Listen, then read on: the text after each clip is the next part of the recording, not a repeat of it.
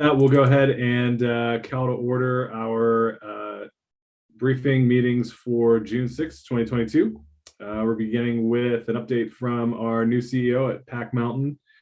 Commissioner Trask, I believe you represent us on there. So would you like to introduce Mr. Westmoreland to us before we get I started? do. Yeah. And William is a great guy. I'm so excited that he took over for Cheryl, and she was amazing. So he's got some big, tiny shoes to fit or to fill. But so far, he is doing an amazing job. I'm so happy to have him there. So take her away. Great. Thank you so much for having me this morning. And you're right, Cheryl is certainly a tough act to follow. And I think what you'll find, hopefully, in me is some familiarity, continuing much of the great work she did. But I'm certainly bringing some different ideas and different approaches to the work that we do here in the region around workforce development. Probably the best place to start is just a little bit of a quick background for me. I've been doing workforce development now for nearly 18 years, and it was my college internship for 2 summers. So I have quite a bit of knowledge and information around economic development and workforce development, and a lot of years practicing it both on the employer side, which is most of my background, and also on the client side as well. That's probably the biggest contrast you'll see from the way Cheryl drove the organization compared to the way I will probably drive it for my time here in Pack Mountain.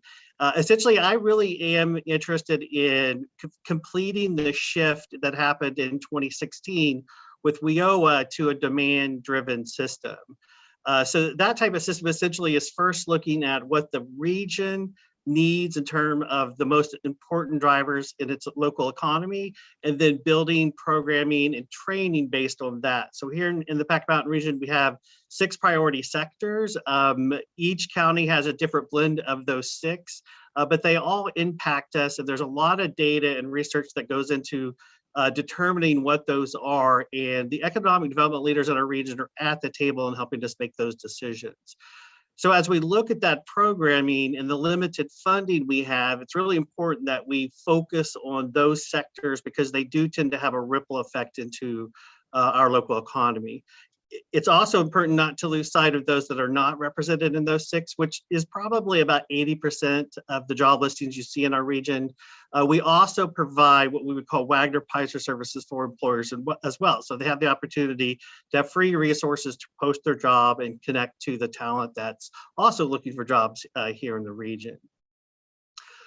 When we look at how we approach that, Cheryl always had a very big focus on job seekers, which you would think that is the case considering we're doing workforce development. We only invested about $400,000 of our $3 million budget in engaging employers.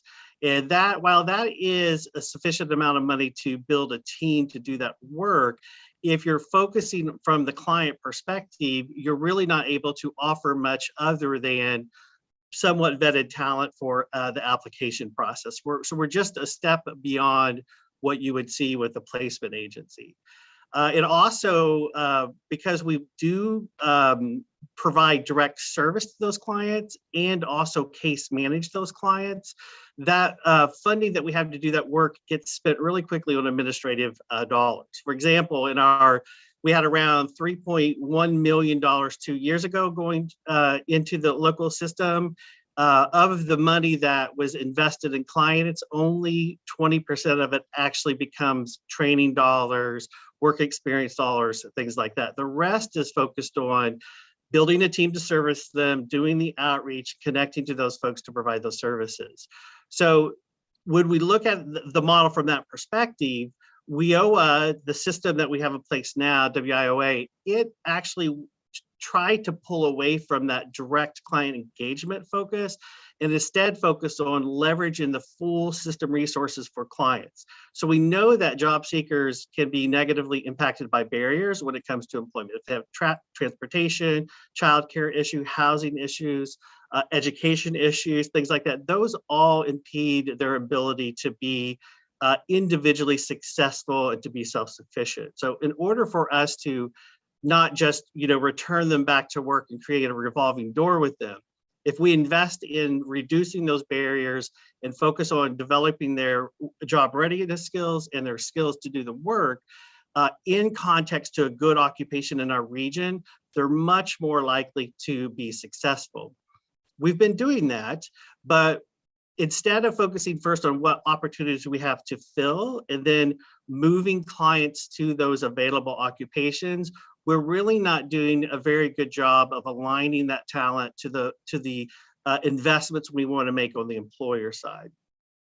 It also, when you're only spending 20% of the money you net to provide services in the region, and the rest is being spent on administrative dollars, you have to stop and think, is that really the best way to invest that money? And WIOA really wanted us to blend those services together. So we already had case management in this region. And as that system evolved, starting in 2016, we remained focused on being the direct service provider to clients. So they came in, they meet with our staff, we provide direct services like resume and interviewing techniques and things like that. We also counsel them and connect them to other resources for barrier remediation. So if they have housing issues, transportation issues, healthcare issues, mental health issues, all of those things are things that we need to address and navigate those participants through. What we're learning is, or starting to better understand is, we're not the best agency to do that or organization to do that. When a client comes in and they have a housing need, or they're part of a demographic that's disadvantaged in a certain way, there are other organizations already funded in the WIOA system to provide those services. So typically what we do is we go to them and ask to partner with us, do referrals, and help fund the WorkSource system. That is one way to approach that. And what we find is that we have certain expectations in WorkSource of how you do this work. And it's based on how we're funded. Just like if you go to the community college system, which is a partner in our system that provides adult basic education and technical and career training, they're funded to do that in the system. And they have a particular way that their funding model works, right? The state legislators have designed this model that means that functions very, very differently than the way we would do that. WIOA really intended us to take the money that we receive in the 1B category. So that's our adult dislocated work and youth dollars. And instead of standing up case management systems, they wanted us to invest that in the existing partners. So the community college system, DSHS, DVR, the Goodwill, which does our senior services. Those are the investments that they expected us to make. By creating a case management system, we're spending a lot of money providing services to connect people to those other services. And it's very inefficient and ends up really reducing that investment. So we're moving away from that to some degree this first program year with the long-term goal to eliminate case managing altogether. So when people come into the WorkSource system, if they have a systemic barrier that prevents their employment, we're going to connect them to the best agency to manage that experience in your community. So that's the big piece that I want you to take away today, is that this shift will shift resources out of the WorkSource system, largely managed within Tumwater, and push them into your community, into the partners delivering those services already, with the intention that these investments we make in their clients are intended to drive their employment outcomes. Those investments typically look like things like work experience, training, certification, employment support services, so maybe transportation related to a new job, things like that, and also OJTs and apprenticeships. So funding those pieces on top of what the other providers already do will help drive the outcomes for the participants. Right now, we're in a very enrollment-based program. We talk about how many services we provide, what the demographics of the people look like, and we don't speak from outcomes. We don't talk about the outcomes that our systems have. And that is a huge shift in thinking, because whatever contractual obligation we put in front of people, they hit it. If we're not putting the outcome as the top line performance measure, we're not giving them the opportunity to hit that. So this shift in focusing on outcomes which are the same for all of us. So all of the partners, the 28 agencies that sign our system MOU, they all have the same outcome measurements. That is second and fourth quarter employment that is really meant to drive retention. So someone is going to stay employed who receives services and gets a job for a year. They have a median wage over the average wage in the region of those being serviced, and that they have measurable skill gains. So that could be like going from 8th grade basic literacy and math to 10th grade. That could be going from 9th to 11th if you're a youth doing education.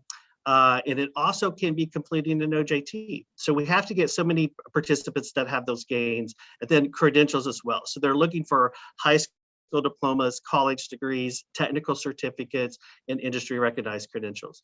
All of us have those same measures. So by making this shift to where we're pushing the money out into the community to support clients being served by the agencies in their community already, that investment of $500,000 last year, that's what 20% represented, is now up to $1.5 million. So by not doing duplicated services for case management, we're able to have more money to invest in the outcomes of those participants. It also allows us to have more funding to help develop career pathways that lead to these high demand, high wage jobs in our region, which there are lots of opportunities to fill those jobs. We have just not done a very good job of aligning the talent to those particular folks. So this is a pretty big shift. It's going to bring more resources into Mason County. It's going to help support people receiving services where they're at versus us trying to figure out a way to get them to come to WorkSource. And it really will give us a lot more money to invest into those outcomes. We're already having these conversations with our community college system. Just to kind of give you an example of why a client-based system doesn't really work versus employer. Last year in adult services, so that would be unemployed people over the age of 18, not long-term dislocated workers, so someone maybe who just lost their job. We returned 167 of those individuals back to employment without a high school diploma. So we had them in a position where they were able to receive supports and funding to correct that. It's usually a 6 to 12 week proposition in most cases. And because we are more focused on getting that client a job versus looking at that long-term career outcome, we got them back to work, right? And it's highly likely we'll see those individuals in the next economic change, right? Or, a company may reduce in size, or a company may say, hey, I need you to learn this thing here, and you don't have the right reading comprehension levels to do that, or English proficiency. So this shift is really an opportunity for us to step back and really think about what is your long-term career goal. And then by focusing on what it takes to get you there, we'll make better decisions about connecting people to resources. And also, instead of trying to find clients, which we're able to do, and then ask them to go connect to the community colleges to get their high school diploma, instead we'll be focusing on bringing clients directly to the college so that they can do their work. They're very good at basic education and getting them on an education pathway. We can influence the pathway, what they choose in terms of long-term career goal, and we can support them not only in improving their basic education, getting a credential, getting some skills, and getting on the right path. We can continue to support that client until they receive their long-term goal, which is really focused in self-sufficiency, right? So we want to make sure that they land in an occupation in the right state of mind so that they can be successful long-term. And this model also gives us the opportunity to know what we're investing in from a career pathway perspective, and we can work with employers to make sure that as these students and job seekers complete their remediation and technical training and pieces like that, that we're ready to go with job opportunities. So we will already have those identified, we'll have the employers ready so that as these participants finish their programming, they're able to start getting work experience if they don't already have it. They're in a good position to get an OJT, which employers benefit because they get some funding for their salaries, and this really gives us the opportunity to drive that outcome. Also, once we do place them in employment, we're better positioned now with resources to follow them through that first year. So if they encounter some kind of issue or challenge, we're able to address that and help keep them on the right track to retain their employment.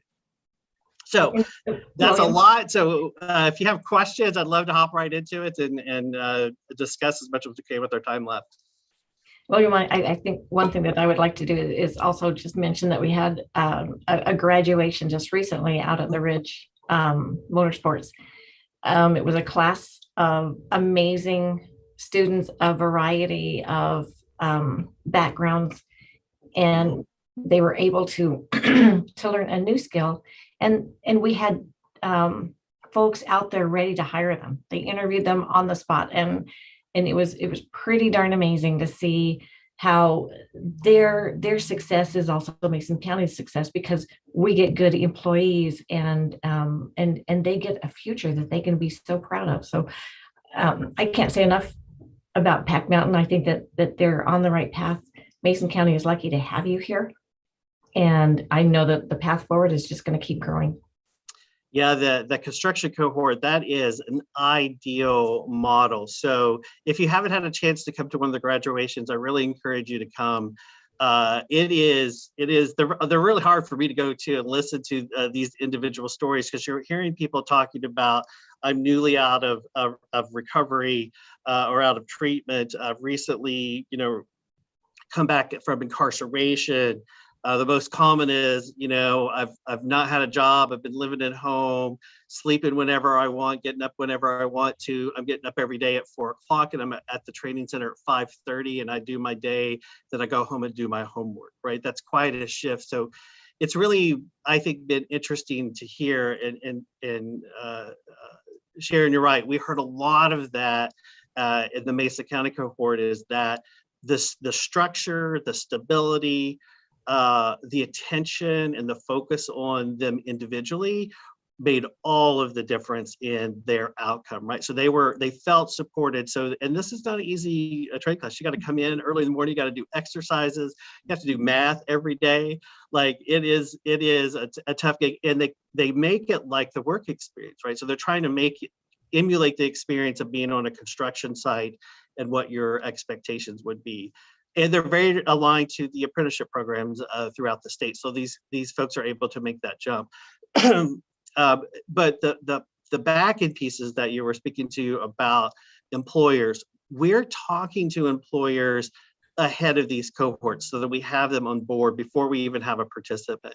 And the decision on what to offer and when to offer it, that came from our business engagement and sector team, the BASE committee. So we convene them quarterly, sometimes more frequently, around specific sectors.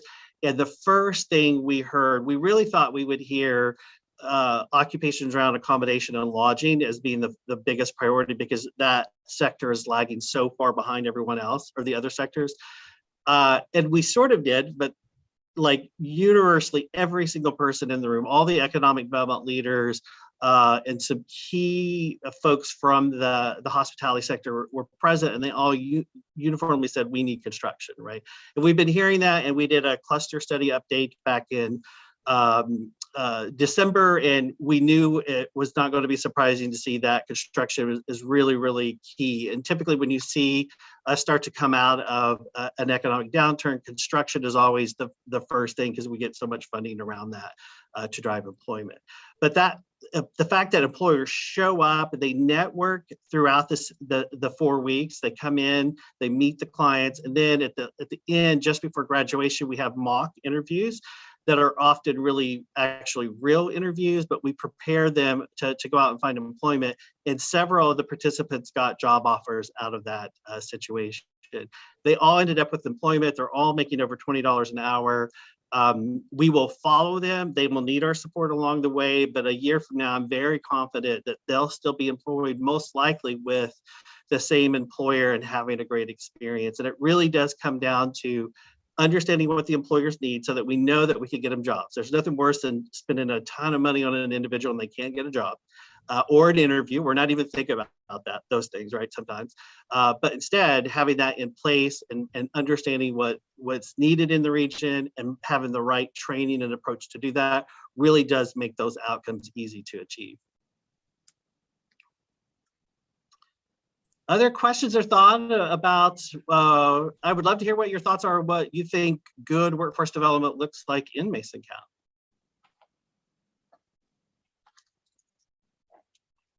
Commissioners, do you have any? I'm sure Sharon has a lot of thoughts, but Commissioner Netherland, do you have any thoughts on that or feedback for William? No, I'll wait for a little bit here until the end, trying to figure out where I'm feeling on a few of these things. Thank you. Okay. Okay, well, if there's nothing, I mean, do you just want to dive into that now? Or, well, I see Mark has his hand up. Mark, do you have a? Yeah, hi, William. A quick question for you. First of all, my name's Mark Neary. I can't say new anymore because it's been past 6 months. I'm county administrator here in Mason County. And the question I had for you was, the job market right now is really flooded with opportunities, right? And so being able to identify specific skill sets or individuals that may be interested in, let's say, a career in law enforcement or corrections. Those are 2 areas that we've had a lot of difficulty trying to recruit to those things. And is that something that Pac Mountain could help discuss with some of your clients as to, here's opportunities to go in and look at these? I mean, obviously we talk a lot about, plumbers and electricians and these core type trades jobs. But I think that we often overlook a pretty satisfying career opportunities within government. Yeah, so it's interesting. Government has always been, it's in workforce and it's practiced in this region. We don't intentionally look at government as a sector. So typically what you'll see is that those in-demand occupations tend to show up in our administrative report. So when we look at administrative occupations, that's where you see those. It is a tricky a business to talk about trying to do workforce development in the context of government, especially in the capital, right here in Thurston County.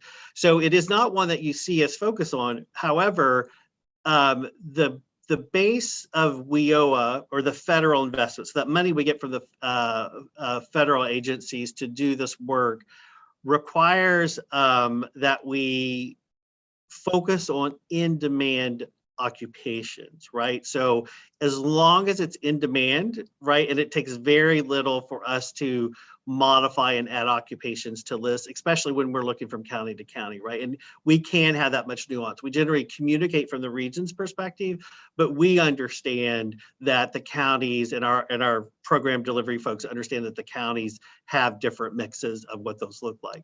So we tend to focus those investment dollars, so work experience, support services, things like that, on occupations that lead to employment in our primary sectors, right?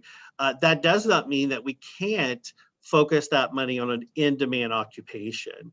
And that's probably the more important thing to take away, is that we have really kind of 2 groups of work that we do. One is under Title I of WIOA, the workforce system oversees work source and the engagement of job seekers and employers across everything, right? So any occupation, any job posting, the work source system can support that. It's called labor exchange or Wagner-Pizer services. So those are basically, we help make sure that you have connectivity to employers and help with your resume and resources to make you be successful. And if you identify a barrier, then we connect you with those resources first and then come back and provide those services. The 1B, the adult dislocated work and youth dollars, we would typically not support occupations in government, specifically for that reason that it's oftentimes, this is an employer-driven system, and it is expected that we focus on priority sectors, private sector, nonprofits and the like, but not government. that is not to say that we can't do it, right? So anytime, as long as it's in demand and we come up with an employment plan for them to be successful, the measures of outcomes are only against retention, wage, and skill gain, right? So as long as we're investing in them to lift them up into an occupation that pays them well, that they can be self-sufficient, that meets the federal threshold and allows us to do that work. We do treat it by exception only because we are trying to make sure that as we focus the resources we have, that we're not shortchanging a priority sector. Does that make sense? It does. I think I could make some good arguments for you, and that we definitely do have some priority areas that recruiting for is getting more difficult. Yeah, I'd be happy to talk with you offline about some of those other ones. Some, basic skill sets, accounting, those types of positions that can be both private or public, yep. But definitely would love to see more opportunities for individuals in those areas. Yeah, and people are all the time, you know how hard it is out here for private sector, and I'm like, yeah, we have the same challenges. We just tried to hire a senior operations manager, an executive level position in the organization, pays well, we have pension, and we got a trickle of applications, and it says a lot when the Workforce Development Agency has trouble attracting talent. And it is a very competitive market. There's a lot of volatility. There's a lot of job seekers' understandings of reality of what compensation looks like in their occupation is based on what they think they're worth versus what the occupation is worth. So there's a lot of movement around people who want to make more money, have a different work experience. There's a lot of desire to work from home, which, in a lot of occupations you could do successfully, and then there's a lot that you cannot. So I think the compensation piece will work itself out from a supply demand perspective. They'll start to level out, and we'll start to adjust our expectations around that. Culture and work environment, those are really hard for us to give guidance on, and we always encourage employers, regardless of who they are, to really look at, are you competitive, and have that honest conversation. And the reality, and we've had it here at Pack Mountain, is while we may be able to afford to fund a position, it may not be competitive, and it may not make sense, and it may be not the best investment of the resources we have. And I think that's what we're going to see kind of adjust all of this out. We do have very low participation rates at the moment, right? So there are a lot of disengaged folks my age and up, mid-50s and up, that can retire early. You have a lot of people delaying entry into the economy just for the reasons that they are able to get by with other resources, right? They're at home, whatever they've done to create their expensive, they have side gigs and work that they do. So they're not participating in the same levels. And, a few percent less participating may not sound like a lot, but it's more than our unemployment or more than our job opportunities. So it does make a big deal right now. I bet. Thank you. Great. Commissioner Trask, I see your hand is up. We are butting up against a 9:30 closed session, but I want to make sure that we're able to hear from you and Commissioner Nevin before we wrap up. Yeah, mine was just real quick. I believe we do use WorkSource to bring in our receptionists and some of our clerical here at the county. And then we also at Turning Point use WorkSource. So very, very valuable resources for Mason County, in my opinion. Thank you. Great. Thanks, Commissioner. Commissioner Netherland? Yeah, I've seen, at least in my community in the North End, you see Facebook has become the way of getting jobs and spreading the word of what jobs are available and what's out there. I watch a friend of mine put a post up that they can do this, this, and this, and I see within 4 hours, I see an update that I have a position been offered. That's been very good for my community. I'd like to ask you, what are you doing specifically to impact and reach the people in the North Mason community for locations? And I want to put in a specific request that in-demand occupation, please consider corrections and law enforcement. It is absolutely imperative to us that we find the answer to get it. Apparently, putting signs on the side of the road with flashing lights on our street signaling signs are not working enough. We need help. Please consider opening a specific category for those so we can get some help when needed. in regards to, specifically in, you can look at any of your specific communities. We have had a tradition of trying to put as much administrative dollar in the community so we can be visibly seen. And the shift that we're making, I think will really have a much more direct impact on the clients and the folks in your region being served by a piece of the system already. So just to kind of give you an example, down in Pacific County, we have one part-time person that gives connectivity to the WorkSource system on site down in the county. This switch that we'll make will mean that every agency in the system, and there's about 7 partners that provide services around employment, will now have access to the investment dollars. So under that model, we're moving quite a bit more money directly to serving clients. So the same will happen in Mason County. As we identify those partners, we bring those resources directly to where they're serving the clients from within your county. So that way we're distributing the money directly to the organizations in your community servicing those clients. And we think that'll be the best way for you guys to get the most bang for the buck that your county brings into the system based on the demographics that drive the funding model in the state. And I have a note here on these 2 occupations. I'm going to see because this is an issue across the state. So I want to see what the other 10 WDCs are doing around those types of occupations to see if we can find a structure or support model that would make sense that we could adopt here in this region.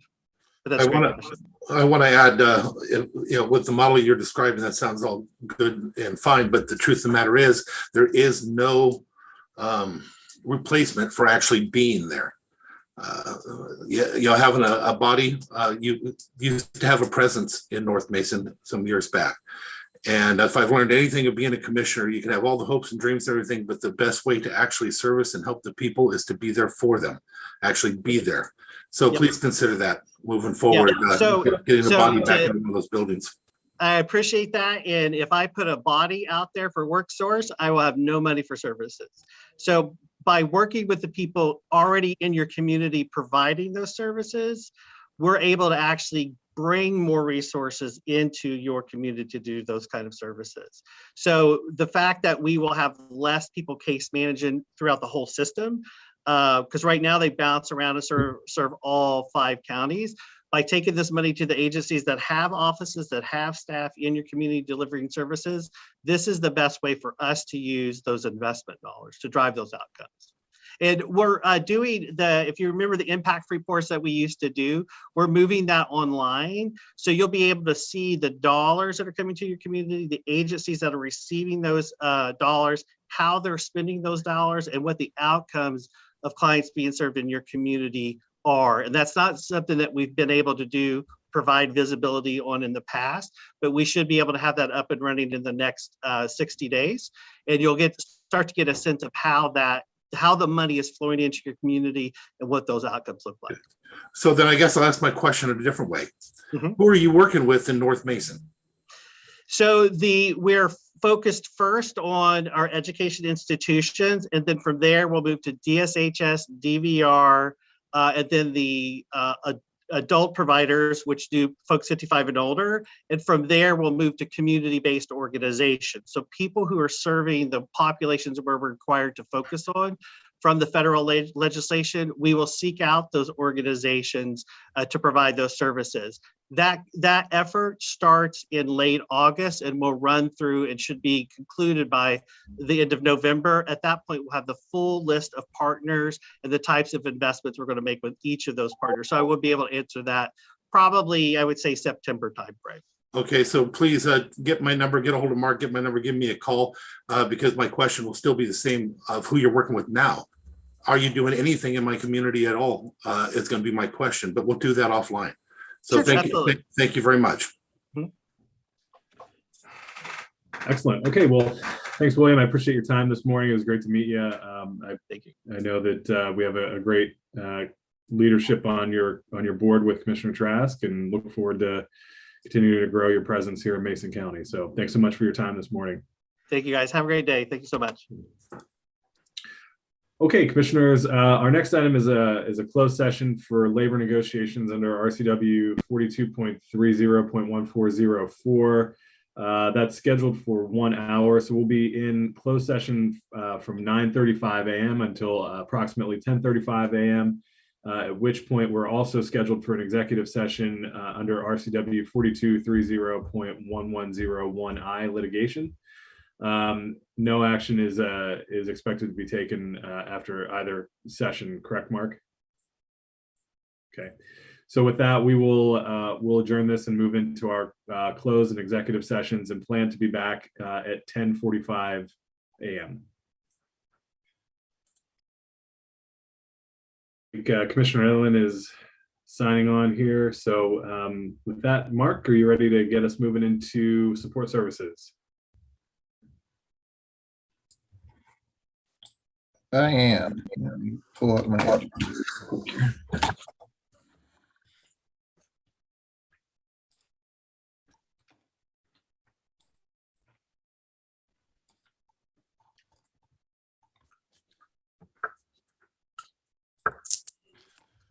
All right. Well, good. It's still morning, so good morning, commissioners. Team has some information that we're bringing forward. We're going to start off with Diane and our open space applications. Diane, are you ready? Yes. Good morning. So we received from the assessor's office the 2021 open space applications. So I'd like to set the hearing for July 19th so the board can consider those. Okay, good with me, commissioners? We do. Yep. Thank you. Okay.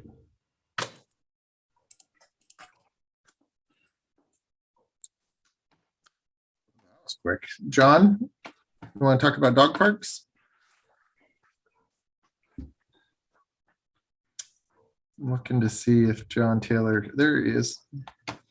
Yes, sir. Good morning, commissioners. I'd like to brief you on the request for the off-leash dog park at Foothills County Park that was done by Mr. Long. I understand that he's talked to Commissioner Schutte about this, and we're moving forward with it as far as we can. Their organization, which is a 501c3, has raised $10,000, and he's asking for our support to apply for another grant, which would be for an additional $25,000. We're in the process now of pricing out based on, I asked him for a written understanding of what he wanted in the dog park. There has been some confusion about pieces of equipment and things that nature, which he provided last week. So it's going to be approximately 600 feet of chain link fencing, 2 maintenance gates, and approximately $20,000. So we're moving forward with that right now. I believe, and Diane, please correct me if I'm wrong, that we're going to come forward with a formal request that the commission review and make a recommendation on whether the county is going to support his request for an additional grant.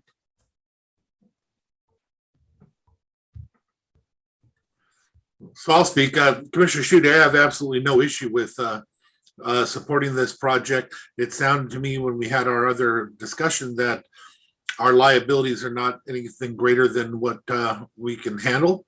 With that being said, that's in your district. If you're supportive of it, I am also supportive of it.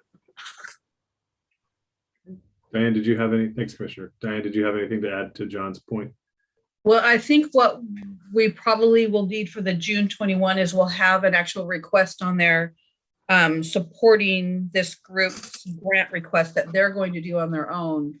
And then Nicole is checking with Risk Pool just to make sure there's no issues with having a dog park. Okay, great. Commissioner Trask? Yeah, I think it's a good idea as long as there's little to no liability for the county. And we will make sure of that, yes. So on the 21st, I expect us to have an actual item on the action agenda, just saying that the commission does support this group's grant application. Cool. Great. We'll look forward to seeing that then. Thank you. Thanks, John and Diane. Next topic is just reminding the commission that we are scheduling a retreat on July 19th. where we can get together and kind of do some short-term and long-term planning, working with each individual departments that report directly to me, defining some of the projects that we have on our list and really diving into some details associated with what do we want to get accomplished in the rest of 2022 and then 2023 and beyond. Obviously, it's hard to think of everything, but definitely going to present what's on our list right now. We always understand and recognize that issues come up, and we oftentimes have to kind of go off of our plan to address those issues as they arise. But would really like to get all three commissioners on board and a clear understanding of what do we want to accomplish at the end by the end of 2022. And so we will be presenting materials to the board prior to that retreat on July 19th so that we're able to hit the ground running during those discussions. Excellent. Anything, commissioners, on that? Well, I think it's pretty cool, but that's also the street fair day. So give us breaks to go to the street fair, please.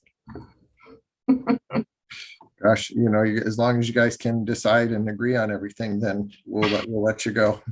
We'll work on that one. All right.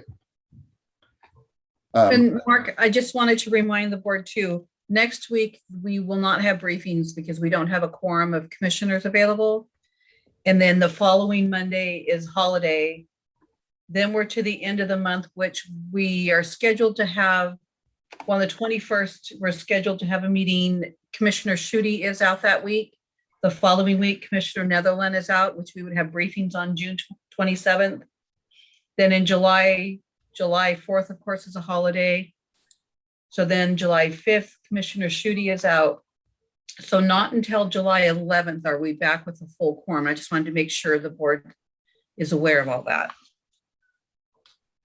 Hey, Mark, didn't we have a conversation about a meeting for next Monday? I thought we did. I did not realize that that we did not have a quorum for Monday. So I will get together with Diane and figure that out. Yeah, Okay. and just aside from the notices that we do for public notice, just if you can maybe line that out in an email to us so we all know who's on first, when and where. Okay, yes, I'll do that. Thank you.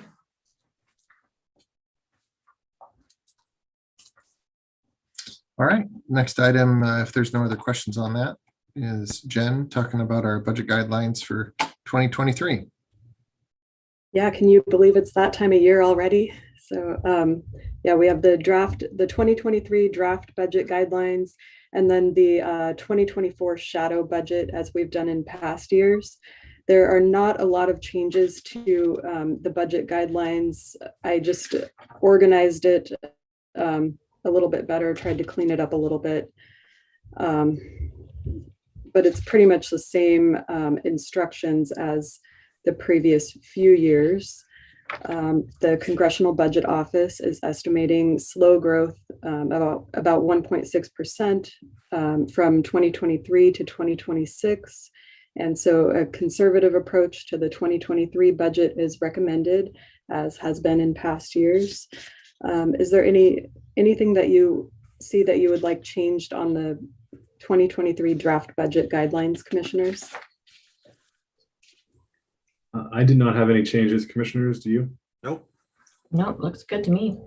Okay. Great. So I'll put this on the agenda for the 21st meeting and then send it out to departments. So we'll be early this year, which is great. So thank you very much for that.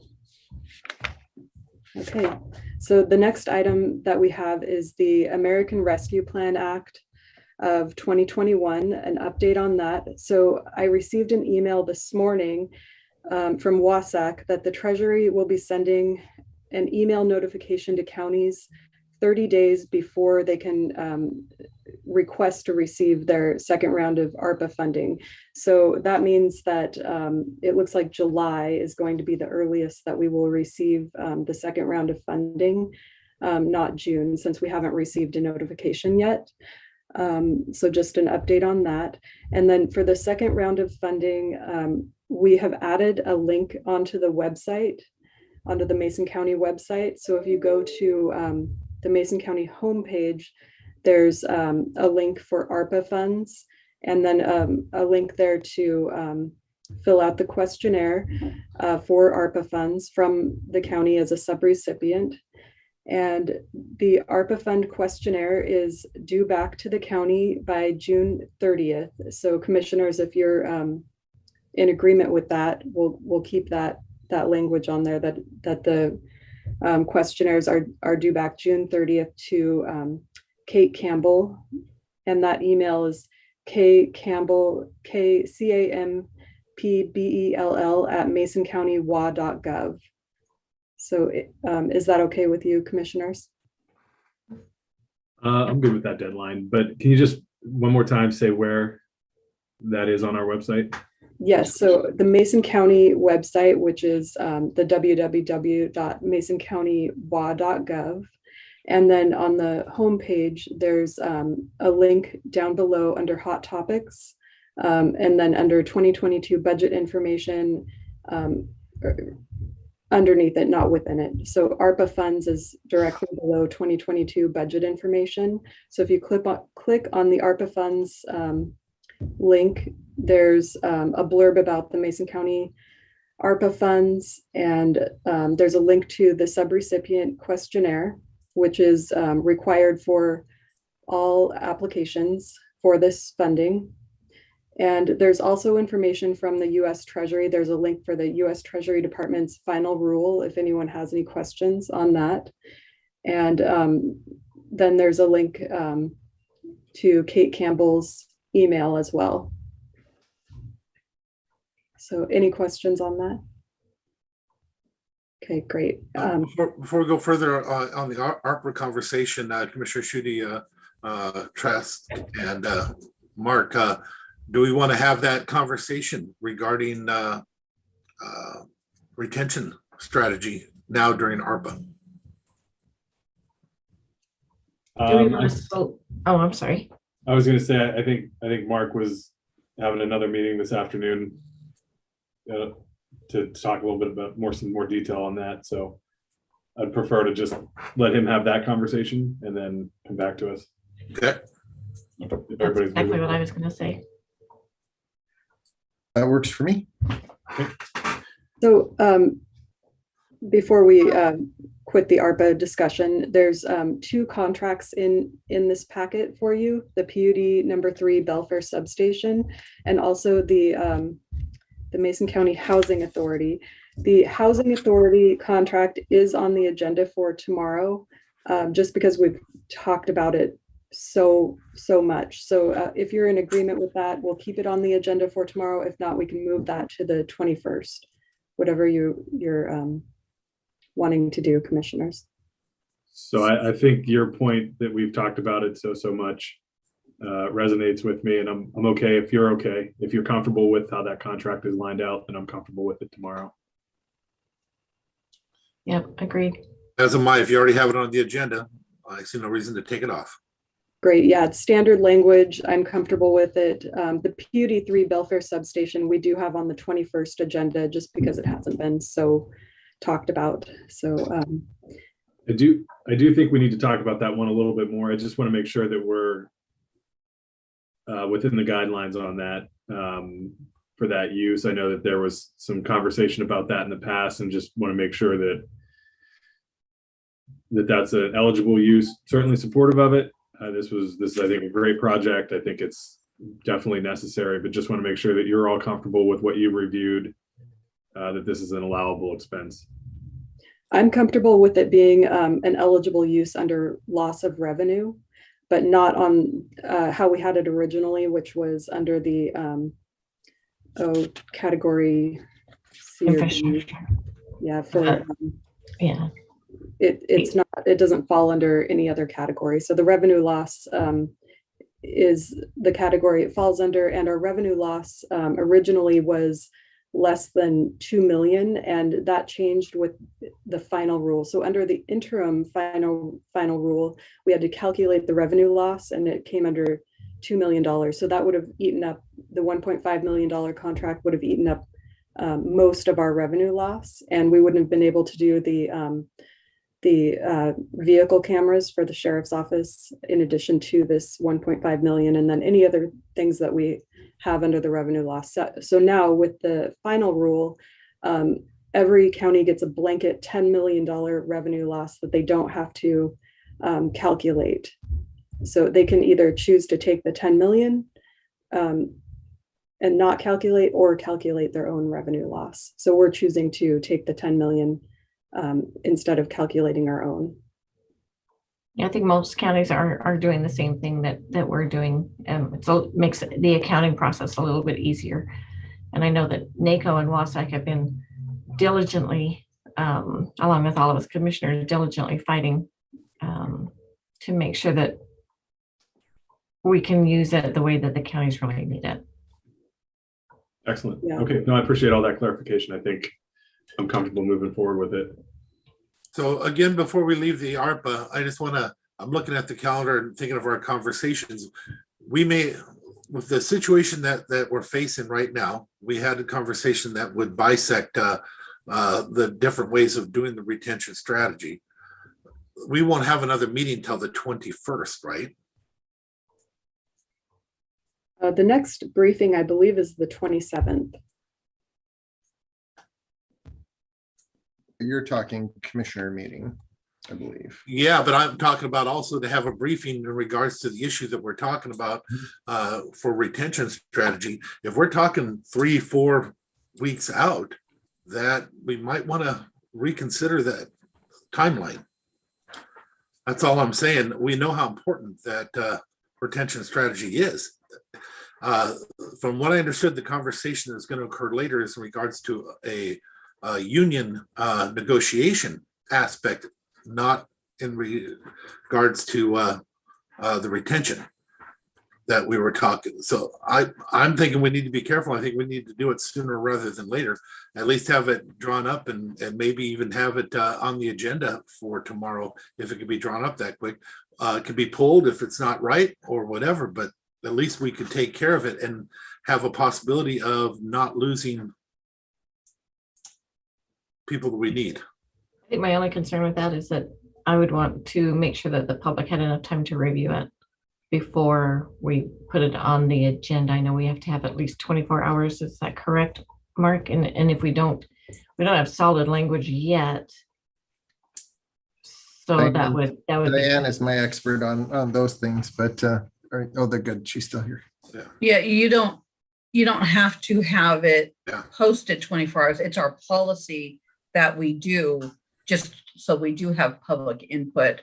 And as Commissioner Netherland, I mean, you can always put it on it even if you continue it to the 21st, but you certainly don't have an adequate time right now for solid legal review. right.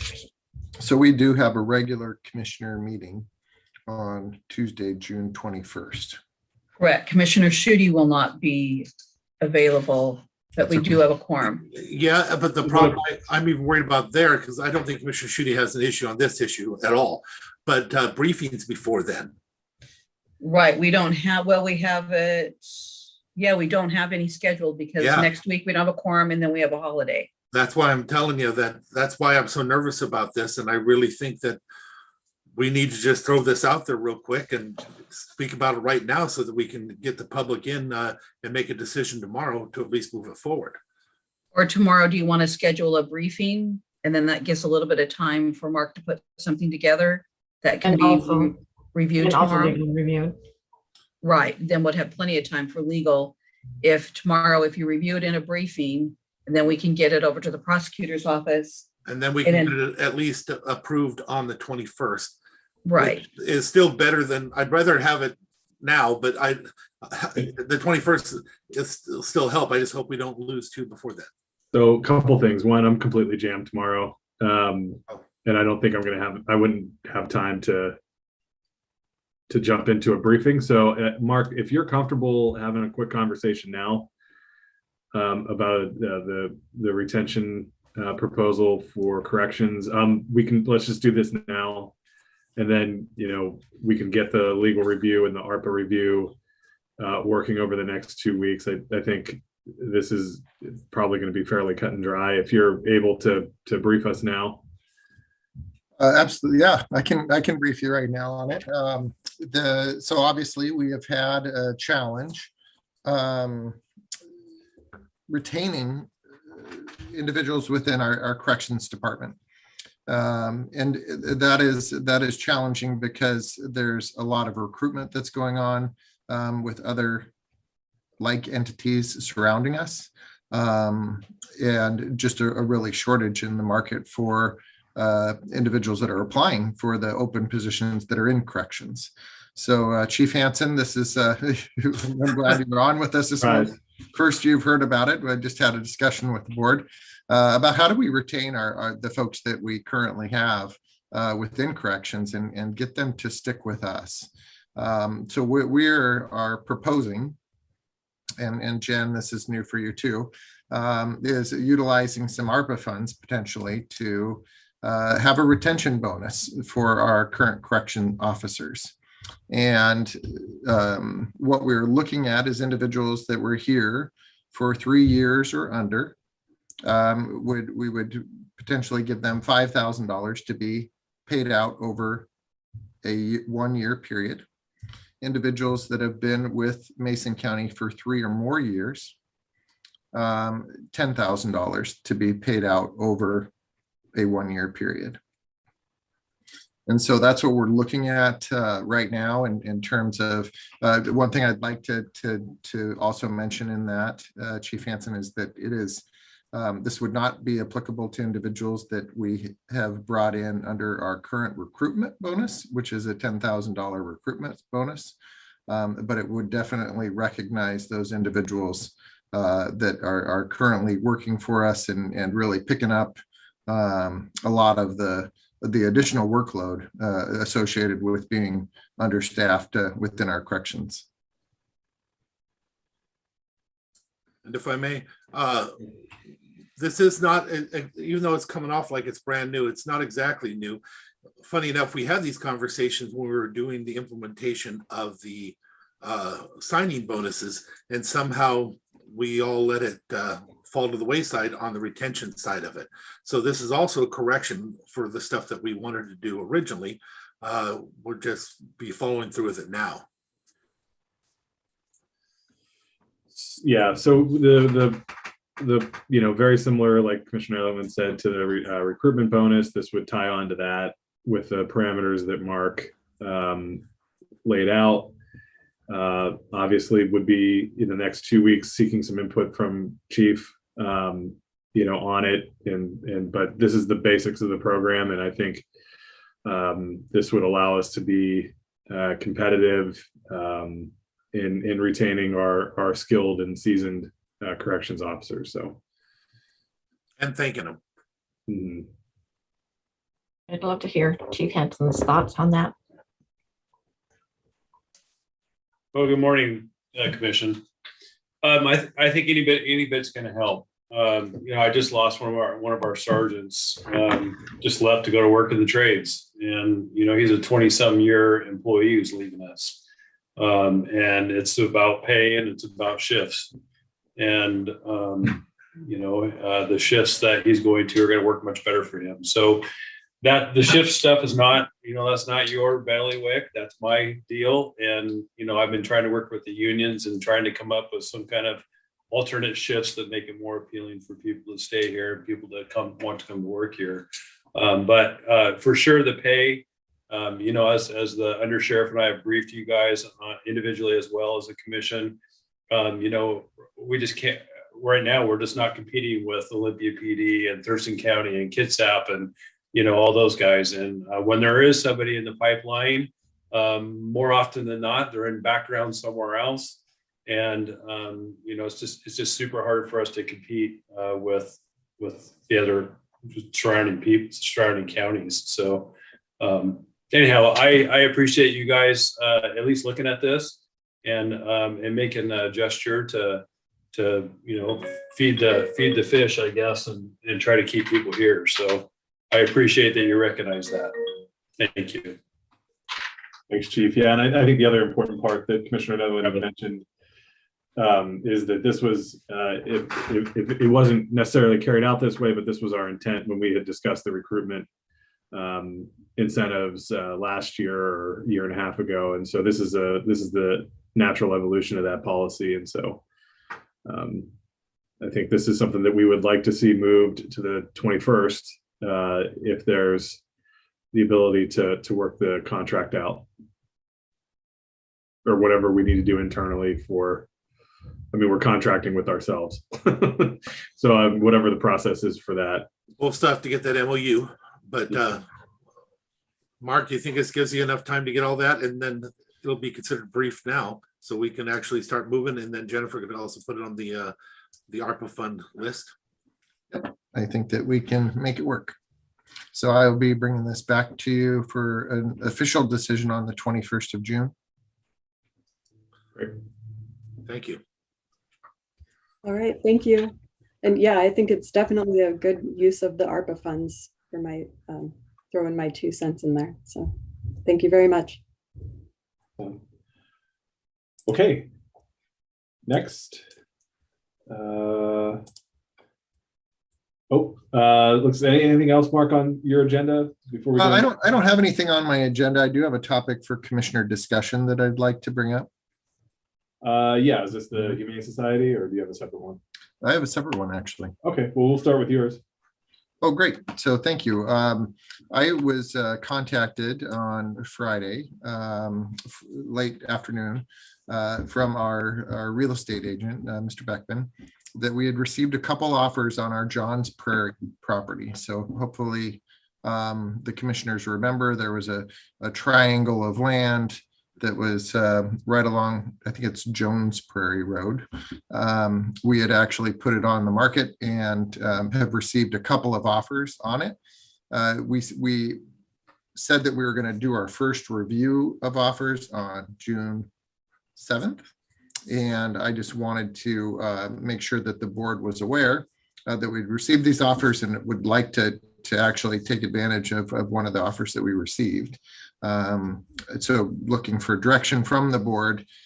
Sometimes with real estate transactions, they happen so fast and we really don't have a lot of time to kind of wait around. But this is definitely something where we would have to do an official action. So I would want to schedule a hearing for June 21st to consider or approve the offers that were received. So if I may, what I would hope you would do is give us permission to have the realtor send a notice back to the several that have offers in now, requesting highest and best, with giving them a 3-day window to come up with their highest and best offer, and then give me the ability to sign the highest and best to close it out and then go through the process that we would have to do. So can I just ask a clarifying question? What's the purpose of doing highest and best if the offers are already on the table? Okay, the reason why you do highest and best is you have basically a competition going on between people, and by doing highest and best, you get them to say, okay, listen, I know there is others that are bidding on it. This is the most I will offer, and quite often it is much more than they were offering the first time. That's why it's the highest and best.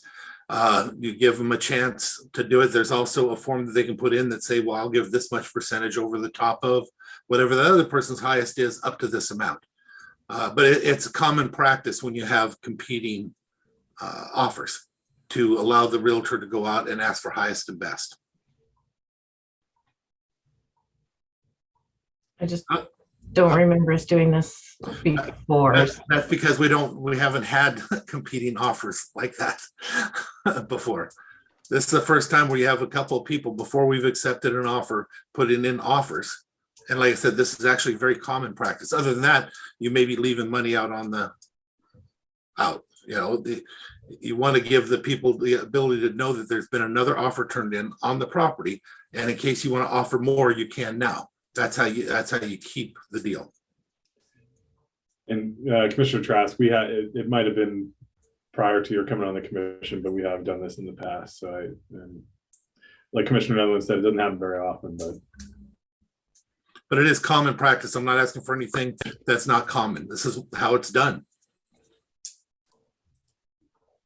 You know, unless somebody on the other end of it, if a person receives it and they just have a friend that they say, you know, I want you to have it. Other than that, they wouldn't go. They would not go for highest and best then. But usually it doesn't work that way. It's an arm's length transaction. So you give them an opportunity to bid up higher if they want, or not. They don't have to. And so tomorrow is actually the day that it closes. That's the final day. That's Or the day we said we were going to review. Yeah, there is no we close said we date. were gonna review. Yeah, Okay. there is no close date unless you accept an offer. And what I'm asking for is to allow the realtor to go off for 3 days, maybe, to these people saying highest and best, and allowing me to accept the highest offer. I'm I comfortable. say accept, I just mean sign it, and then it has to go through the whole process. Right. Okay. I think we're all good with that. All right. As the next steps. So I will definitely contact our real estate agent, Mr. Beckman, and let him know that he can contact the individuals that placed a bid on the parcel to give their highest and best offer over in the next 3 days. And then the board is giving Commissioner Netherland the authority to accept that offer, but that the transaction and the approval of the sale of the property will be officially performed on June 21st at our regular meeting. Yeah, I'm just signing to make it pending, not to accept the deal. Okay, pending. Richard puts in his paperwork that he sends back saying that none of it is official until there's official action from the board in a regular commission meeting. He actually always includes that into his counter. Okay, then we'll amend tomorrow's agenda to set that June 21 hearing, okay? Perfect. Thank you. Thank you, Diane. Okay. Anything else on that, Mark, or any other Oh, issues? no, that's all I Okay. had. Thank you. Okay, and then our commissioner discussion item. So I think I brought this forward. So we had been contacted, I think all three of us, by some folks from the Humane Society looking for an alternate space to perform their spay and neuter clinics. And so I know Commissioners Trask and Netherland, you have both been working on this, and I sometimes when there's a lot of people working on it, it doesn't go as well as when, you know, people that are already doing it are focused on it. And so I've kind of remained a little bit hands off because I know both of your involvements with the Humane Society. And so, but I wanted to just check in and see what the thoughts were, or where you guys were landing, or what maybe options are out there, just so that we're able to kind of tie the loop back with the folks from the Humane Society. As far as the Shelton area, that's the one that I've been mainly focusing on, because the others, Commissioner Netherland's district, it's difficult to find a spot that works for everybody's schedules and to also meet their needs. We were doing it at Memorial Hall, but as you can imagine, it's a little difficult to work on animals while you're also trying to help veterans. It gets a little loud and at times a little smelly. So what we're doing is we're trying to find a location that will suit the Humane Society's needs, and also not conflict with other schedules from other businesses. So I've got Heidi, the chamber involved, I've got the city involved, and I think we're reaching out. We've got Loretta, Swanson involved. And so we're reaching out to quite a few people to find a good spot. It would be nice to find a spot that they don't have to jump around to. So if there's anybody watching right now that has the perfect spot, maybe cement and warm water, please reach out, let us know. I'm sure you could reach out to Mark or reach out to me. I would love to find them a good home so that they can do this valuable process, I guess. It helps a lot of animals, and plus they help them. It's not just to spay and neuter. They also give them their shots and wellness checks too. Okay, Commissioner Nevin, do you have anything to add? Yeah, there's nothing inked yet. Still working on the same thing as Commissioner Trask pointed out, though. One of the main necessities is preferably a concrete floor, something that has sometimes a warmth in it, but warm water is an absolute necessity also. So if you have them, preferably in a commercial area, because I think we might run into problems if we try to do it in anything residential. But we're working on it right now. I'm hoping that we can have a agreement with a dog grooming facility that has all that stuff. So we'll just keep working on it. Okay, great. No, I appreciate that. I just want to be able to make sure that I get back to them with good information, and also don't want to get in your way. I know you guys are on it, and let you get to work on it. So, okay. Commissioners, anything else for commissioner discussion? Yeah, I'll throw one thing out just for something for us to think about. About 3-4 years ago, I wrote an op-ed after we had some school shootings, and then we had an issue that occurred up in North Mason. And the idea was to help the law enforcement create a force of retired law enforcement agents, officers that can work within our school districts. The idea of trying to use up, less hours so it doesn't interfere with their retirement. We have money available that we did not have back in those days. They also no longer have a fifth chief, so there's not one to get rid of in order to utilize that money. So it would come directly from our group, our general fund. But I tell you, I think it's time for us to look at that again and see what we can put together so we can help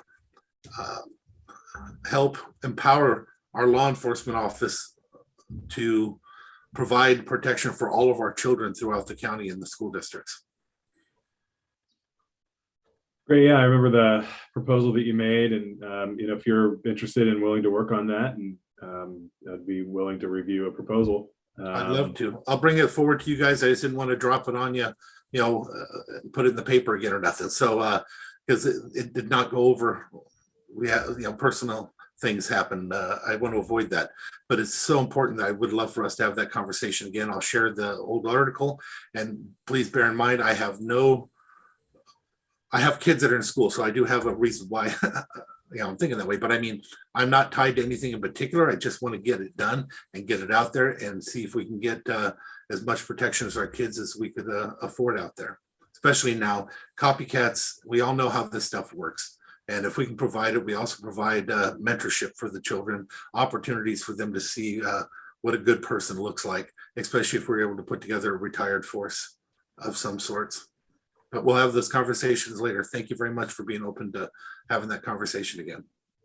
And so you'll be working with the sheriff's office, and I'm willing to. I will go ahead and get a hold of them. The money would have to come from us. So the first things first was just to see how it would be responded here. Before, some of the money would have come by letting go a chief back when they had 5 chiefs, and they no longer have 5, they have 4. So that money is not going to be part of the equation. It's going to come from the county. So I'd love to see a proposal. Yeah, and I and obviously then the next step onto that would be once there's some conversation and consensus with the sheriff's office, also wanting to hear directly from the school districts about what their needs are and how to accommodate that. So wonderful. Thank you. Okay. Anything else, Commissioner Trask, on commissioner discussion? Nope. Okay. All right. Next up, we have Chief Hanson with the sheriff's office. Good morning again. So this request is to have a cuff port installed in one additional door in each inmate dormitory area. And what we've found is recently we've had an unusually high amount of inmates who require a closed door and require us serving their meals and meds and things through closed doors and through cuff ports. And we just need some more flexibility, and we need some more cuff ports installed and some doors down here. Absolutely in favor, Commissioner. Trask? Yeah, and I'm thinking that could probably, Jennifer, correct me if I'm wrong, but it might be ARPA funds that we can use for that too. Yes, we can definitely use ARPA funds for this. Cool. And it's, the budget would allow us to do that as well, the way that it sits right now. Great. That's awesome. Thank you, guys. Very good. Next up, we have community services. Is Dave on with us? I see Ian is on, Melissa is on. Believe that Melissa is going to cover for Dave. There she is. Oh, great. Hi, Good Melissa. morning, everyone. Good morning, commissioners.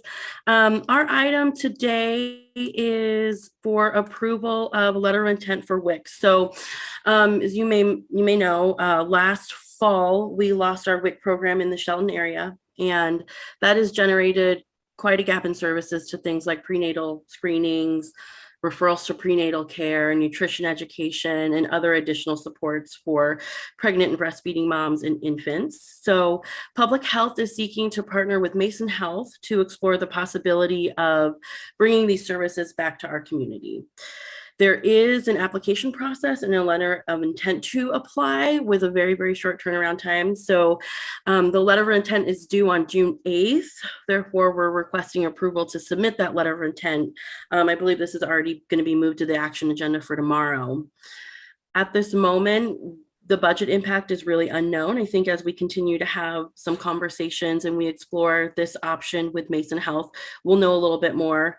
And there isn't really an obligation at this moment to actually deliver services. We're just at the stage of deciding what's feasible and how we want to go forward. Okay, commissioners, any questions or feedback for Melissa? No, I think it's a valuable service, and Mason County is missing it. At least I think Upper Mason North Mason is getting services through, correct me if I'm wrong, their names. CHI, I think the CHI they're doing some services there. There is quite a gap. Most people are either going out of county or they're not getting services at all if they're eligible. So I think there's quite a bit of outreach that needs to happen in terms of educating people what services are available for them. And this was a really big service for our Hispanic population. So it's another gap. I mean, even if you're able to go out of county, I think there's a lot of barriers in terms of transportation and how you get there. Right. I was a single mom for a while and needed assistance for a bit. And this was one of the things that helped me get through it. So it's a valuable service and it helps many people. Great. Okay, I think we're all good with moving that letter forward. Thank you. Thank you. And I also have here, Melissa, an item that's recruitment for Board of Health members. Melissa, were you going to present that also? I apologize. I was not prepared to brief that item. Well, I know a little bit about it. I can work my way through it, I think. So recently, the legislature changed the makeup of the Board of Health. And we are going to be recruiting for 2 positions that are considered consumers of public health. And so that's what this briefing item was about. It looks like they may serve up to a 3-year term. They would come to the bi-monthly meetings, and they would be involved in the actual decision-making process that the Board of Health does. So if the board would approve this news release, then Dave Windom can get it out there and start recruiting some consumers. Yeah, so it looks like the request is to have this on tomorrow's agenda, read at tomorrow's meeting. And we've already taken this action at the Board of Health level to change the makeup and the composition of the board. So I have no issue with putting this on tomorrow's agenda, commissioners. It's great. Okay, Good. okay, perfect. Thank you. Okay. It looks like this is all we have for community services. Commissioners, anything else that you want to pass on to them or? Okay. Excellent. Dave is actually in his vehicle right now in an area that he doesn't get cell phone service. So I think Melissa was able to get over there before. And thank you for joining Melissa to cover for that first topic. Thank you. Excellent. Thank you. Okay, moving on to Public Works. We have, I see Richard and Mike and Loretta. Sorry, commissioners, my camera's kind of goofy, wonky this morning. So we've got a couple of grants to review with you this morning that were part of the last legislative session, appropriations, and a purchase, and a couple of adopt a road prospects. We'll start with the Russellwood project. Right, that's me. Okay, so good news, love these. We received a grant from the state of Washington for $550,000. Caveat to that is Department of Commerce will retain 3% of that. So our net grant award is $533,500. And we're going to use this money to make some very necessary repairs. We're replacing a large pressure reducing valve that will control the pressure to the homeowners at a lower elevation at Russellwood. And we're going to rewire and replace some electrical components within the well house and pressurization system so that those are redundant and up to current standards. And then lastly, with the remaining money, we're going to be addressing some of the water quality issues surrounding the iron and manganese problem within Russellwood. So we think we'll be able to make a really good dent in that water quality issue with this grant. Excellent. Questions, commissioners? No, very cool. All right. Yeah, very exciting. A quick tag on to that, commissioners. You saw the email that Justin and Richard attended the Russellwood Homeowners Association meeting yesterday. And Commissioner Netherland, thank you for attending as well. Many of the questions about our future plans and rates and where do rates go, what are our expenditures for, were handled quite well by Richard and Justin, and greatly appreciate their expertise and availability to spend time with our valuable customers. Commissioner, you're muted. On that note, staff could not have handled it better. They handled the presentation wonderfully and took all their questions and answered it in a way where it was not antagonistic, when a couple of the questions were probably meant to be antagonistic, but it was handled very professionally, and I wanted to thank our staff for the way they did that. Great. Yes, of course. Okay, next up is the grant that provides for rate relief for Belfair. There again, same sort of deal. 2022 supplemental state capital budget. Governor Inslee decided we're going to give you $500,000 for debt relief. They will retain 3%, so our net award is $485,000, and we'll be applying that to our debts within Belfair for this year. And thank you to Madam Treasurer Frazier for helping assist with how best to apply that. And so we've got a clear path on making the right appropriations. We've got 2 Department of Ecology loans that will be completely paid off. The first loan was for the design and the PS&E for the original collection system for the Belfair system. And also the second loan was for what was referred to as the Get Connected program. And that was to pay for the design, engineering, and permits and construction, a portion of that for the Get Connected program. And then the remainder, so that totals will pay off $241,000, 116 approximately thousand. And the balance of 243,884 will be applied to the LTGO bond. So that's how that money will be put to good use. Great. That's one thing we can thank the ledge for. Yes, absolutely.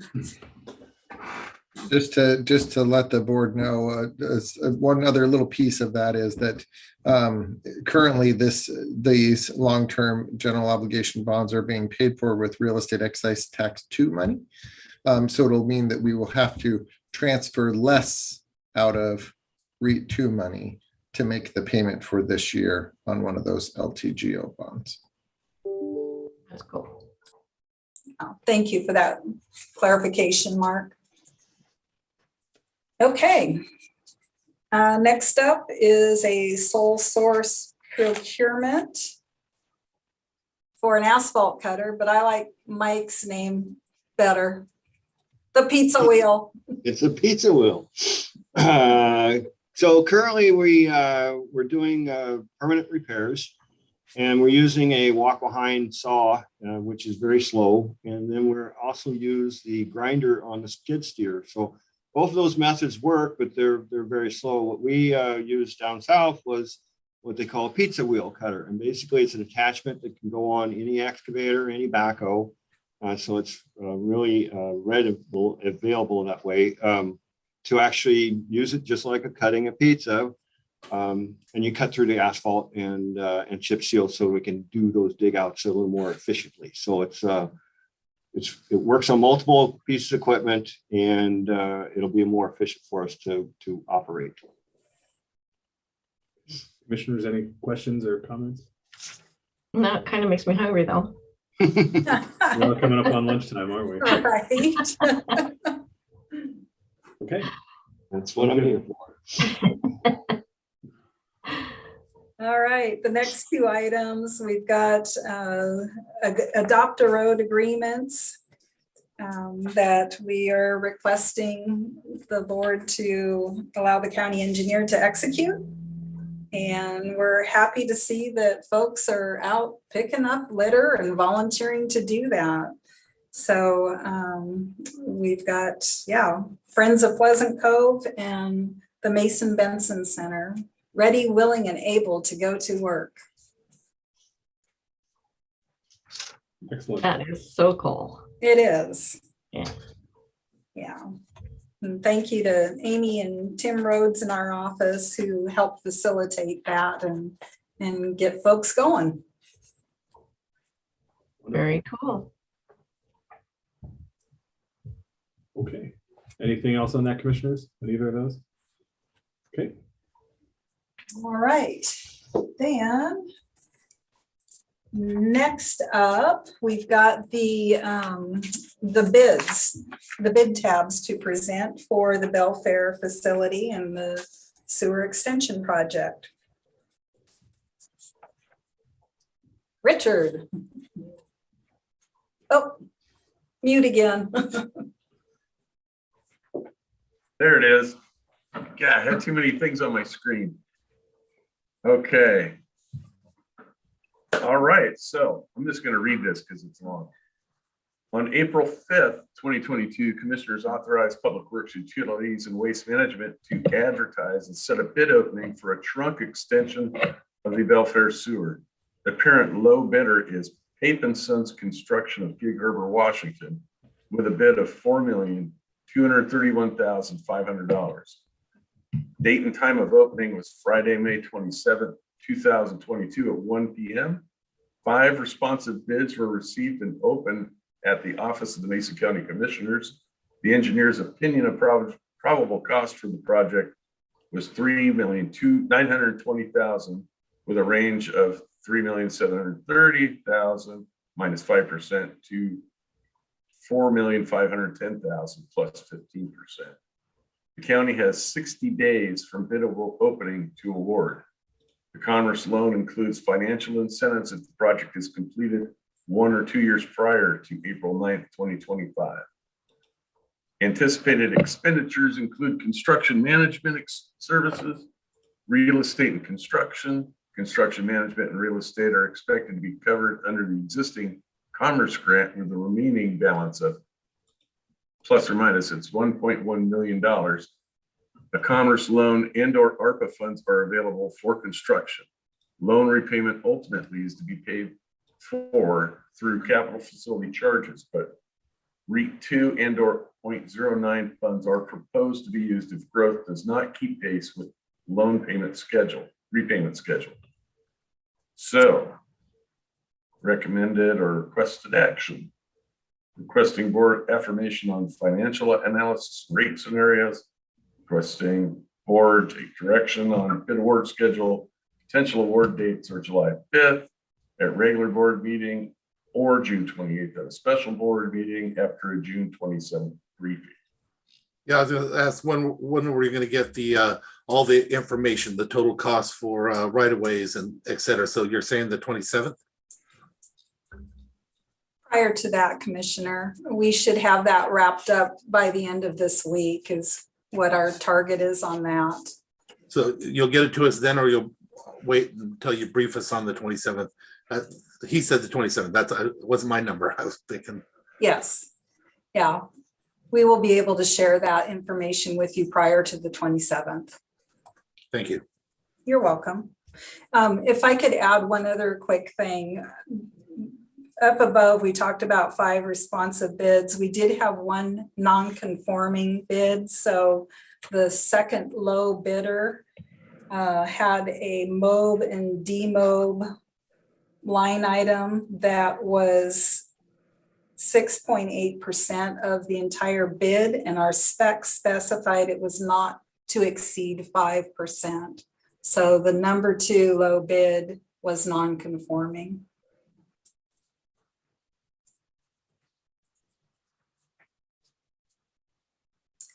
So commissioners, I know that you've got a very crazy schedule this month, and we're obviously, if we want to proceed on this, time is of the essence to make sure that we've got things rolling to capture at least some of the end of the summer construction schedule, and then also to make sure that we're hitting the potential incentives under the Commerce loan. So is there any appetite, I guess, for calling a special meeting to be able to take action? After the 27th, or? Yes, after the 27th, Commissioner. Wouldn't that depend on what the information is on the 27th? Sure, yes. I have no problem calling special meetings when it's necessary. That doesn't bother me. We show up, we just make it happen, but I definitely might want to wait till I get the information. So Commissioner, you're out on the 28th. I'm out on the 5th. We could pretend, I mean, so the 5th is a Tuesday. I mean, we could do a meeting on the 6th, I guess. I don't know what your schedule is like. Well, also, if we had to, we only need to have 2 of us in the county seat. So I mean, I would be here on the 28th. I'm assuming Commissioner Trask is here on the 28th, and you would. Maybe I can chime in. Although this is a big issue. To do it one day after our briefing doesn't make sense either, though. It doesn't give you any time to digest it, or the public. So let's set up for the 6th, and we'll chime in however we have to. Okay. Was it the 6th? That was the Tuesday? No, the 5th. And it doesn't have to be Tuesday either. So right, yeah. So that's why I was asking. I'm on a plane on the 5th, so I don't think I can zoom in from 35,000 feet. At this, probably someday we'll be able to do that. But I'm back that afternoon. So I mean, the 6th, that would give a full week. Yeah. If we're comfortable, that's a Wednesday morning. Just do a 9 a.m. Yep. So, Yep. I'm good with that. Put it in my calendar just for laughs here, just to make sure. July 6th. Nothing I can't cancel. Okay. and Loretta, and Richard, that works with your timeline for Yes. needing to make notice? Okay. Yep. Yep. Yeah, no problem. You're saying 9, right? 9 a.m. Yeah, because I have a dental appointment that afternoon in Kitsap. 10 a.m. works.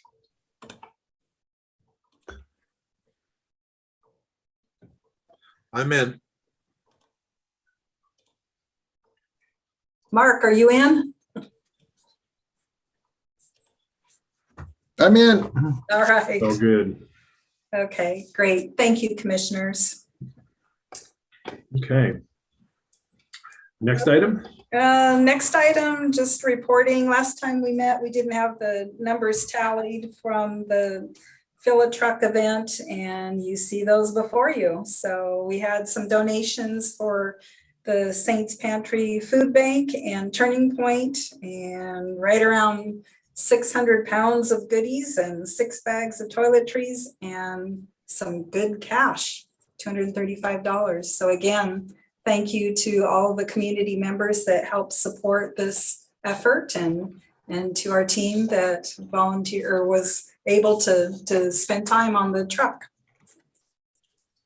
And just a couple of other quick items, commissioners.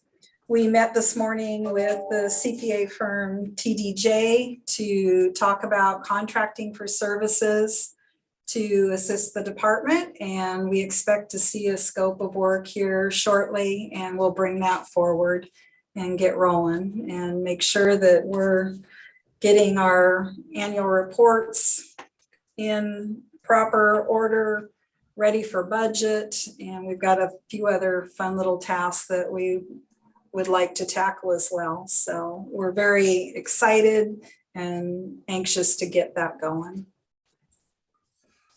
Excellent. And then the other item, commissioners, TIPCAP was requested to attend a town hall meeting sometime in July to talk about or to take additional comment on the Agate Loop Lower Uncle John's project. And it looks like they're trying to set something up on a Saturday in mid-July. I still don't have a date firmed up, but that would be the 16th or the 23rd, I believe.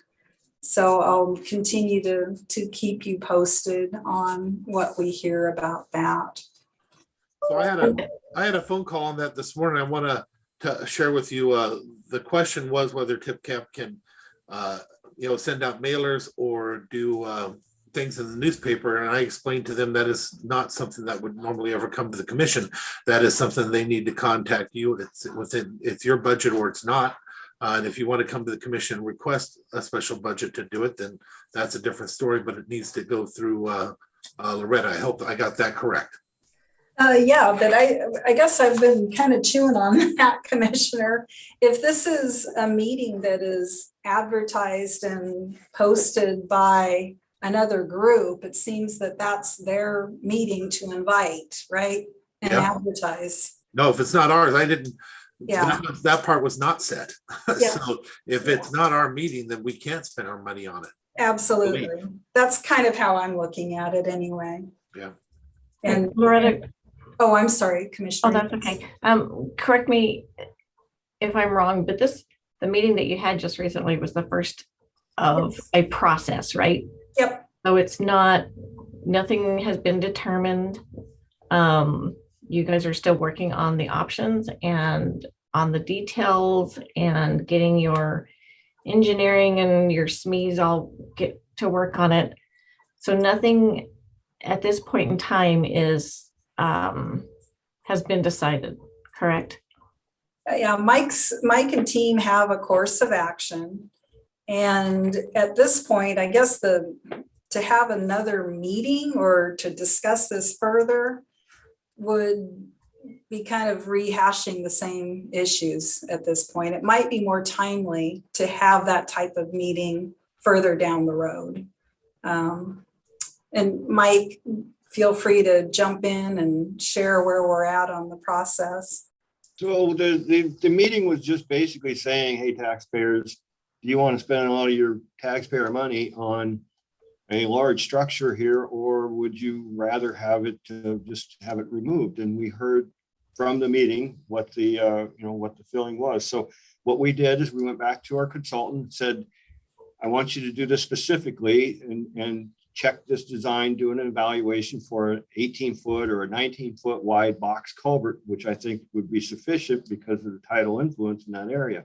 We have done that. They came back with a draft here recently, just last week, and said that, yes, it looks like a box culvert of the size that we were specifying would meet all fish passage requirements. So what we're going to do is have them follow up with their final version of it, and then we're going to send it to RCO and to Fish and Wildlife to see if it's going to meet their, because they're the ones that really originally wanted to remove the structure and leave it open channel. That's what Fish and Wildlife prefer on all cases.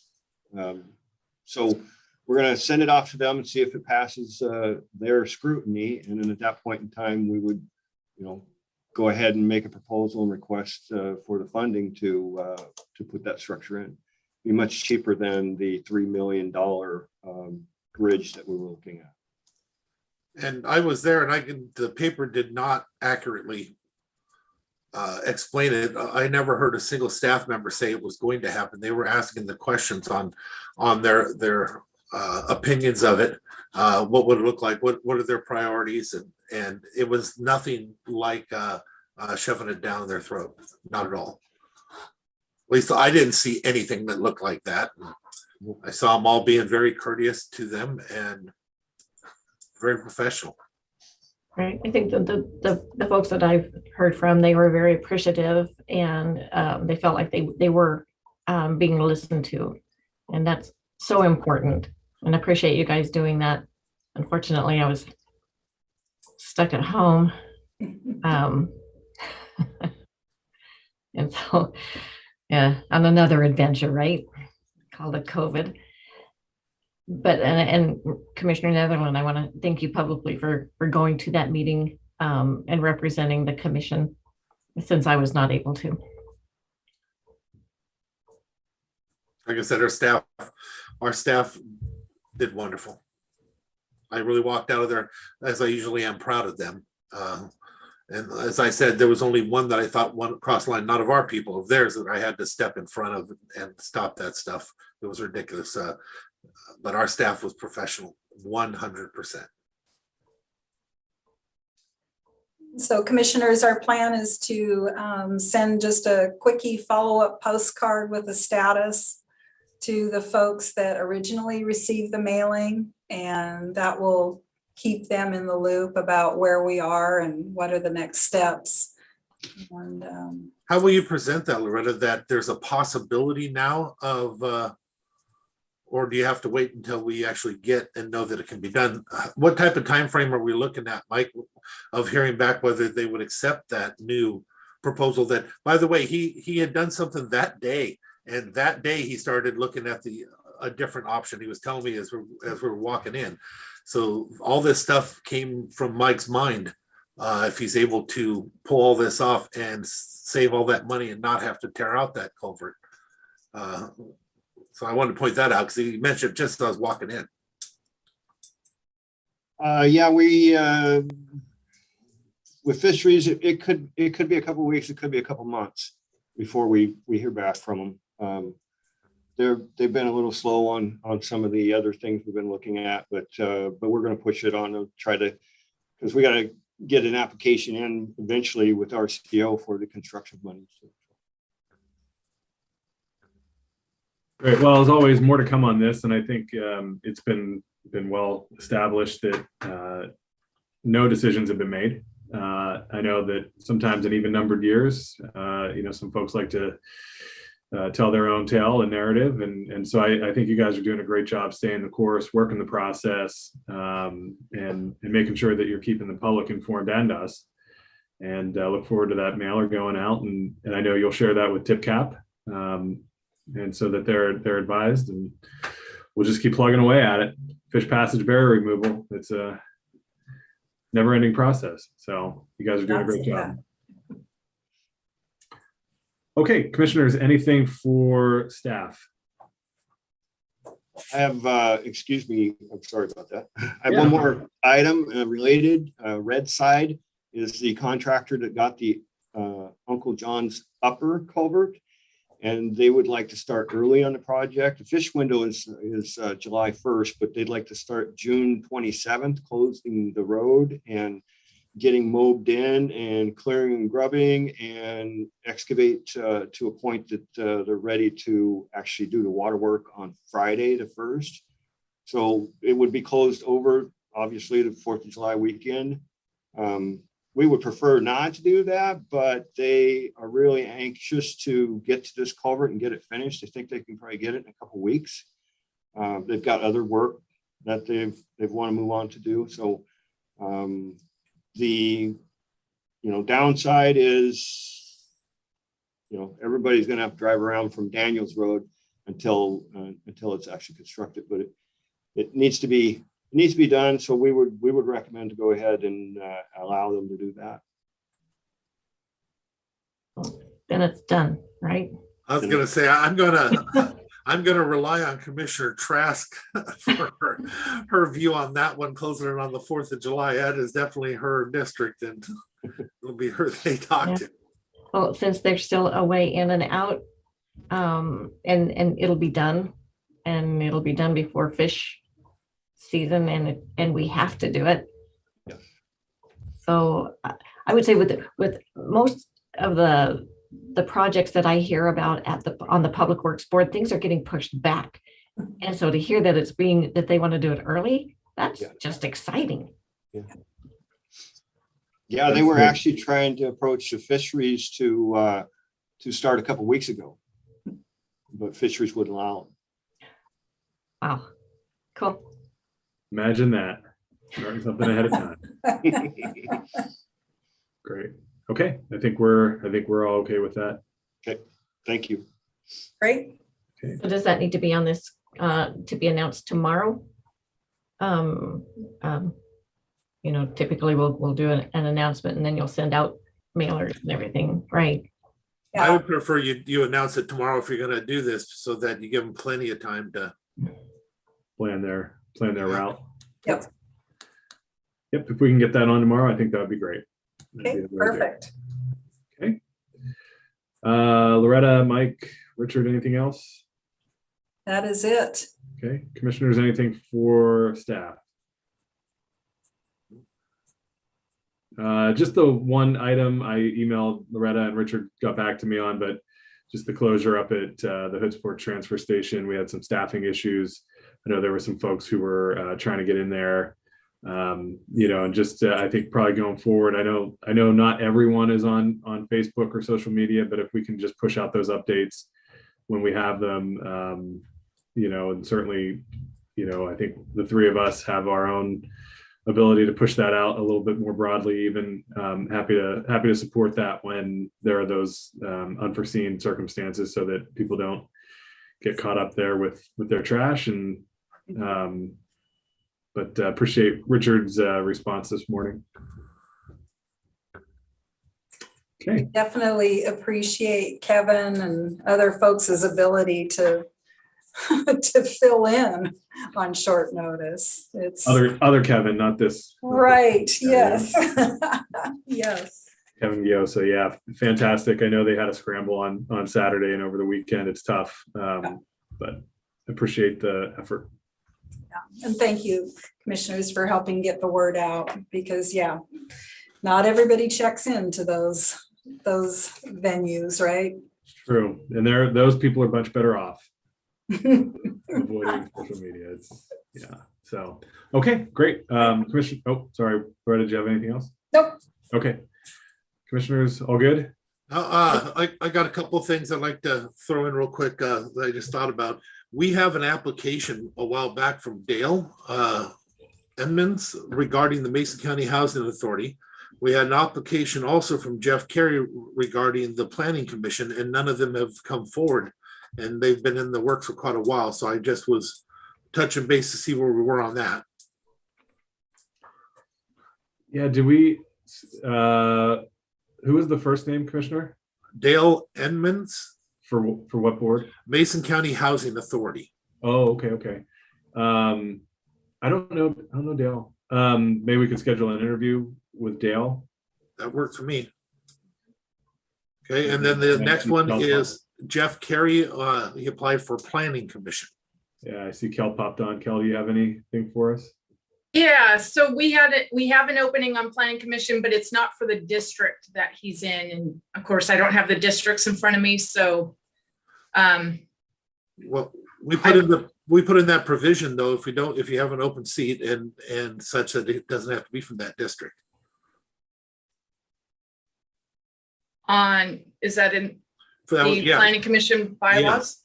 I believe so. It should be. We put that together a while back because we had problems filling positions from different areas, but we wanted to make sure to have a full contingency on the board. Okay, well, let me look into that, and then I can put in, to let you know, so you could follow up with whether you want to do an interview. I think you all three know Mr. Kerry, so. But I'll look into that and confirm that we can do that. Thank you. And I know we did it when I was on there also, and I'm pretty sure we did it when Kevin was on. The other thing that I have is something I should have brought up a little bit earlier. In regards to the shooting that happened at Robb Elementary School, one of the problems that they had was that they did not have direct access, and they waited, supposedly. We're still trying, the whole world is still trying to figure all that out. But supposedly they were waiting for a simple tool. It is a ballistic shield. It is a quality, it's an entry shield that they actually use for entering buildings like that are ballistic quality, law enforcement grade, military grade. And I went and was looking up how inexpensive they actually are. Some of them can be only a couple thousand, some of them can be up to 5,000.